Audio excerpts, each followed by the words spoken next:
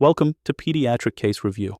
Today we'll explore myasthenia gravis in children, a rare but important neuromuscular disorder affecting pediatric patients.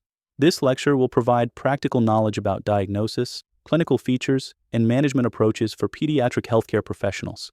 A 14-year-old girl presents with drooping eyelids that worsen throughout the day. Which additional symptom would most strongly suggest myasthenia gravis? A. Constant muscle pain. B. Fatigable weakness improving with rest. C. Progressive muscle atrophy. D. Sensory loss in distal extremities. The correct answer is B. Fatigable weakness improving with rest.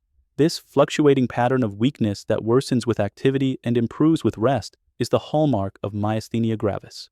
Ptosis, or drooping eyelids, is often the first noticeable symptom, especially in juvenile myasthenia gravis.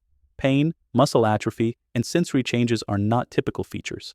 A 3-year-old boy presents with difficulty swallowing, weak cry, and generalized weakness. Which form of myasthenia gravis is this child most likely experiencing? A. Juvenile myasthenia gravis. B. Transient neonatal myasthenia gravis. C. Congenital myasthenic syndrome. D. Drug-induced myasthenia.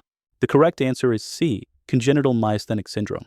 This genetic condition typically presents in infancy or early childhood with symptoms including feeding difficulties, weak cry, and generalized weakness. Unlike juvenile myasthenia gravis, which is autoimmune and usually affects adolescents, congenital myasthenic syndromes are caused by genetic mutations affecting neuromuscular junction proteins. Transient neonatal myasthenia only affects newborns of mothers with myasthenia gravis. A 12-year-old with suspected myasthenia gravis is being examined. Which physical examination test would be most helpful in confirming the diagnosis? A. Testing deep tendon reflexes. B. Ice pack test on ptotic eyelid. C. Testing for Gowers' sign. D. Romberg test. The correct answer is B. Ice pack test on ptotic eyelid. This bedside test involves applying an ice pack to a drooping eyelid for about 2 minutes. In myasthenia gravis, cold temperature improves neuromuscular transmission and temporarily improves ptosis. The test is 60 to 80% sensitive for myasthenia gravis. Deep tendon reflexes are typically normal in myasthenia gravis. Gowers' sign is associated with muscular dystrophies, and the Romberg test evaluates proprioception and cerebellar function. A 10-year-old presents with diplopia, ptosis, and weakness. Which examination finding would be inconsistent with myasthenia gravis? A. Normal pupillary responses. B. Fluctuating muscle strength. C. Weakness worsening with sustained upward gaze. D. Diminished deep tendon reflexes. The correct answer is D. Diminished deep tendon reflexes. In myasthenia gravis, deep tendon reflexes are typically normal, as the disorder affects the neuromuscular junction, but not the reflex arc. Pupillary responses remain normal because pupils are controlled by smooth muscle, which isn't affected in myasthenia gravis. Characteristic findings include fatigable weakness that worsens with sustained activity, such as upward gaze, and fluctuating muscle strength throughout examination. What is the primary pathophysiologic mechanism in juvenile myasthenia gravis? A. Destruction of motor neurons. B. Antibodies against acetylcholine receptors. C. Deficiency of acetylcholine production. D. Impaired calcium channel function. The correct answer is B. Antibodies against acetylcholine receptors. Juvenile myasthenia gravis is an autoimmune disorder where antibodies target acetylcholine receptors at the neuromuscular junction. These antibodies block acetylcholine binding sites, accelerate receptor degradation, and activate complement-mediated damage. About 80% of children with juvenile myasthenia gravis have detectable acetylcholine receptor antibodies. Other patients may have antibodies against muscle-specific kinase or low-density lipoprotein receptor-related protein 4, or may be seronegative. A 14-year-old girl presents with fluctuating ptosis and diplopia. Which test would be least helpful in diagnosing myasthenia gravis? A. Acetylcholine receptor antibody testing. B. Repetitive nerve stimulation. C. Edrophonium test. D. Magnetic resonance imaging of brain. The correct answer is D. Magnetic resonance imaging of brain. While brain MRI may help exclude other conditions causing similar symptoms, it does not directly contribute to myasthenia gravis diagnosis as the brain appears normal. The primary diagnostic tests include acetylcholine receptor antibody testing, which is positive in about 80% of juvenile cases, repetitive nerve stimulation showing decremental response with repeated stimulation, and the edrophonium test, which temporarily improves symptoms by inhibiting acetylcholinesterase. A 13-year-old boy is newly diagnosed with myasthenia gravis. Which imaging study should be ordered as part of the diagnostic evaluation? A. CT scan of the chest. B. Ultrasound of the thyroid. C. X-ray of the spine. D. Abdominal MRI. The correct answer is A. CT scan of the chest. This imaging is essential to evaluate the thymus gland for hyperplasia or thymoma in patients with myasthenia gravis. Thymic abnormalities are present in 50 to 70% of patients with myasthenia gravis. Although thymomas are less common in children than adults, identifying thymic pathology is important for treatment planning, as thymectomy may be indicated. The other imaging studies are not routinely indicated in the evaluation of myasthenia gravis. A 12-year-old is newly diagnosed with mild ocular myasthenia gravis. What is the most appropriate initial pharmacological treatment? A. Intravenous immunoglobulin. B. Prednisone. C. Pyridostigmine. D. Rituximab. The correct answer is C. Pyridostigmine. This acetylcholinesterase inhibitor is the first-line symptomatic treatment for all forms of myasthenia gravis, including mild ocular cases. Pyridostigmine increases acetylcholine availability at the neuromuscular junction by preventing its breakdown. The typical starting dose for children is 0.5 to 1 mg per kilogram per dose, 3 to 4 times daily. If response is inadequate, immunosuppressive therapy with corticosteroids may be added. Intravenous immunoglobulin and rituximab are typically reserved for more severe or refractory cases. A 15-year-old with myasthenia gravis presents with acute respiratory distress and severe generalized weakness. Which immediate treatment is indicated for this myasthenic crisis? A. Oral pyridostigmine dose increase. B. Intravenous immunoglobulin. C. Scheduled plasmapheresis tomorrow. D. Outpatient follow-up in 48 hours. The correct answer is B. Intravenous immunoglobulin. Myasthenic crisis is a medical emergency requiring immediate intervention. IV at a dose of 2 grams per kilogram divided over 2 to 5 days is an appropriate rapid therapy, along with respiratory support and possible mechanical ventilation. Plasmapheresis is an alternative rapid intervention but should be started immediately, not delayed. Simply increasing pyridostigmine is insufficient, and outpatient management is inappropriate for a patient in crisis. Respiratory parameters and bulbar function must be closely monitored. A 14-year-old has generalized myasthenia gravis and positive acetylcholine receptor antibodies. Which of the following is true regarding thymectomy in this patient? A. Contraindicated in all pediatric patients. B. Reserved only for patients with thymoma. C. Should be considered as a potential treatment option. D. Guaranteed to induce permanent remission. The correct answer is C. Thymectomy should be considered as a potential treatment option.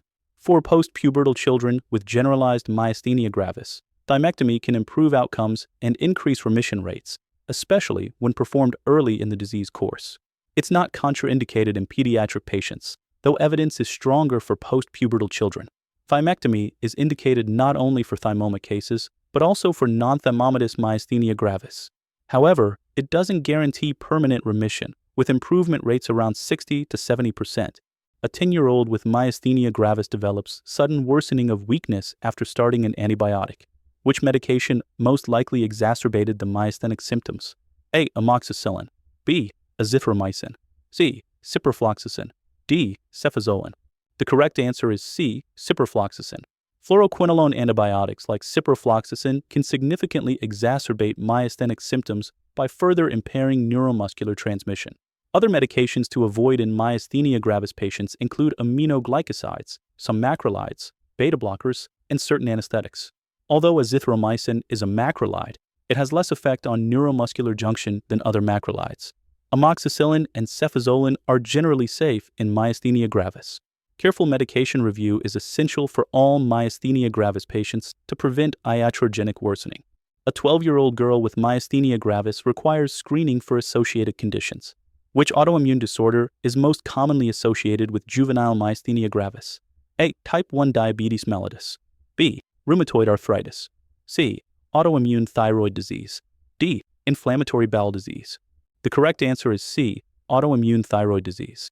Approximately 15 to 20% of children with myasthenia gravis develop autoimmune thyroid disorders, making it the most common associated autoimmune condition. Hyperthyroidism can worsen myasthenic symptoms and complicate management.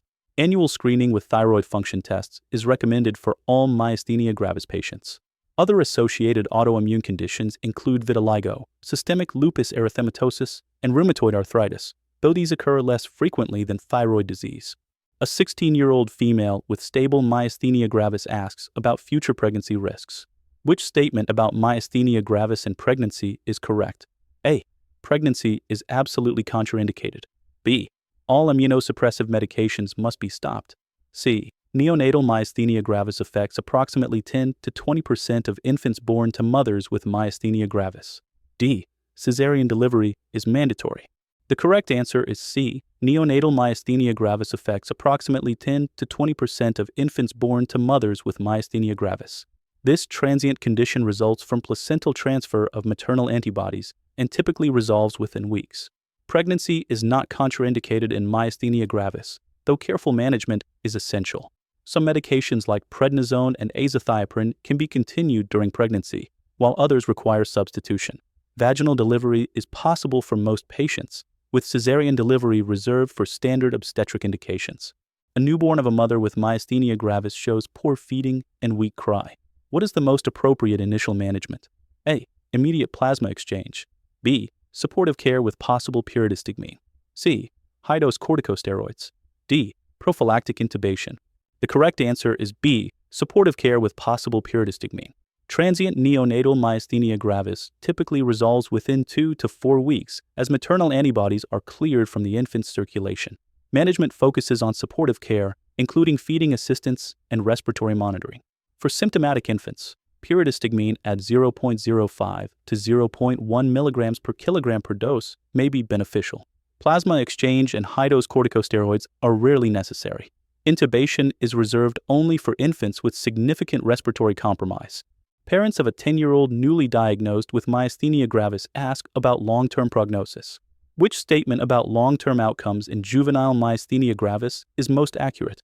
A. All children will require lifelong immunosuppression. B.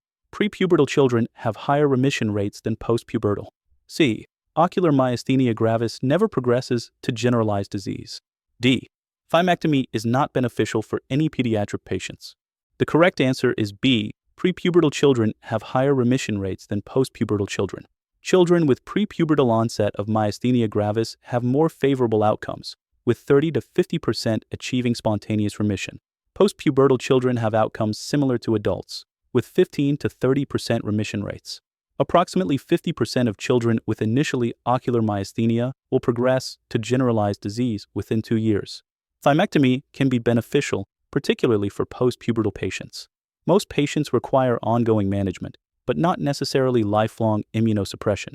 Today we've covered the essential aspects of myasthenia gravis in children, including its varied presentations, diagnostic approaches, and management strategies.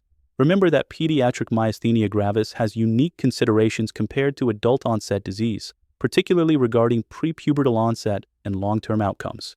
Early diagnosis and appropriate treatment can significantly improve quality of life for these patients. Thank you for joining Pediatric Case Review. Please subscribe to our channel for more informative presentations and leave any questions in the comments section below.